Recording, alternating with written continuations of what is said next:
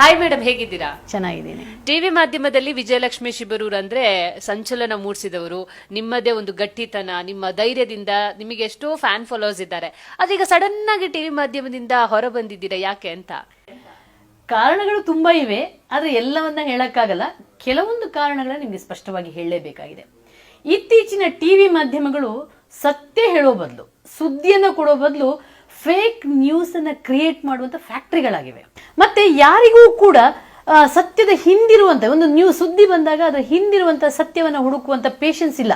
ಯಾರಿಗೂ ಕೂಡ ಫೀಲ್ಡ್ಗೆ ಇಳಿಬೇಕು, ಜನರನ್ನ ಮೀಟ್ ಆಗಬೇಕು, ಮತ್ತೆ ಹುಡುಕುವವರಿಗೂ ಅಲ್ಲಿ ಅವಕಾಶ ಇಲ್ಲ. ಇದು ದುರಂತ. ಪತ್ರಿಕೋದ್ಯಮವನ್ನ ನಾವು ಸಂವಿಧಾನದ 4ನೇ ಅಂಗ ಅಂತೀವಿ ಅಲ್ವಾ?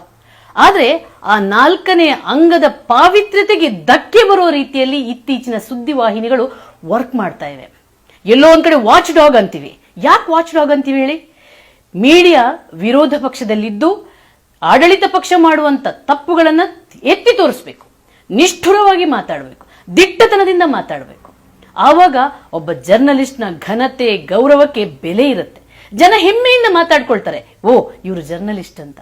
ಆಡಳಿತ ಪಕ್ಷ ಮಾಡುವಂತ ಕೆಟ್ಟ ಕೆಲಸನ, ಅದು ಮಾಡುವಂತ ಯಾವುದೇ ಪಾಲಿಸಿಗಳಾಗ್ಲಿ ಅದು ಜನರಿಗೆ ವಿರುದ್ಧವಾಗಿದ್ರೆ ನಿಷ್ಠುರವಾಗಿ ಮಾತಾಡಬೇಕು. ಆದ್ರೆ ಈಗಿನ ಜರ್ನಲಿಸ್ಟ್ಗಳಾಗ್ಲಿ, ಈಗಿನ ಏನು ಸುದ್ದಿವಾಹಿನಿಗಳಾಗ್ಲಿ ಪುಂಗಿ ಅಂದ್ರೆ ಆಡಳಿತ ಪಕ್ಷದ ಪುಂಗಿ ತರ ವರ್ತಿಸ್ತಿವೆ. ಜನರ ಬಗ್ಗೆ ಯಾರು ಮಾತಾಡ್ತಾರೆ? ಜನರ ಕಷ್ಟಗಳನ್ನು ಯಾರು ಹೇಳ್ತಾರೆ? ಜನರಿಗೆ ಆಗ್ತಿರುವಂತ ನೋವನ್ನ ಯಾರು ಹೇಳ್ತಾರೆ? ಎಷ್ಟೋ ಭ್ರಷ್ಟಾಚಾರಗಳು, ಎಷ್ಟೋ ಹಗರಣಗಳು, ಯಾರು ಮಾತಾಡೋರಿಲ್ಲ, ಯಾರು ಅದ್ರ ಬಗ್ಗೆ ದನಿ ಎತ್ತೋರಿಲ್ಲ. ದನಿ ಎತ್ತಿದವರ ವಿರುದ್ಧ ಷಡ್ಯಂತ್ರ ಮಾಡ್ತಾರೆ, ಅವರನ್ನ ಈ ಫೀಲ್ಡ್ ಇಂದ ಓಡಿಸ್ಬೇಕು ಅನ್ನುವಂತ ರೀತಿಯಲ್ಲಿ ವರ್ತಿಸ್ತಾರೆ.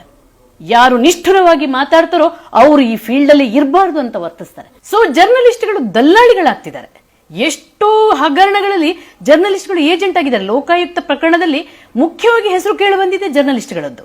ಈಗ ಮಾಧ್ಯಮ ಅನ್ನೋದು ಉದ್ಯಮ ಆಗ್ಬಿಟ್ಟಿದೆ. ಉದ್ಯಮಿಗಳ ಕೈ ಕೆಳಗೆ ಕೆಲಸ ಮಾಡುವ ಜೀತದಾಳುಗಳಾಗಿ ಪತ್ರಕರ್ತರು ದುಡಿತಾ ಇದ್ದಾರೆ. ಎಲ್ಲೋ ಒಂದ್ ಕಡೆ ಬಂಧನ, ಸಂಕೋಲೆ, ಅವರ ಪ್ರೆಷರ್ಗಳು.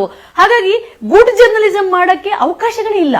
ಇವೆಲ್ಲವನ್ನ ನೋಡಿದಾಗ ನಿಜವಾಗ್ಲೂ ಕೂಡ ಯಾಕಿಂತ ಜರ್ನಲಿಸಂ ಮಾಡಬೇಕು, ಯಾಕೆ ನಾವು ಜರ್ನಲಿಸ್ಟ್ಗಳಾಗಿರ್ಬೇಕು ಅನ್ನುವಂಥ ಪ್ರಶ್ನೆ ನನ್ನನ್ನು ಮೂಡ್ತು. ಆ ಪ್ರಶ್ನೆಗೆ ಉತ್ತರ ಹುಡುಕಿದಾಗ ಎಸ್, ಜರ್ನಲಿಸಂ ಬಿಡಬೇಕಾಗಿಲ್ಲ, ಆದ್ರೆ ಇಂಥ ಕೆಟ್ಟ ಜರ್ನಲಿಸ್ಟ್ಗಳನ್ನ ದೂರ ಇಡಬೇಕು.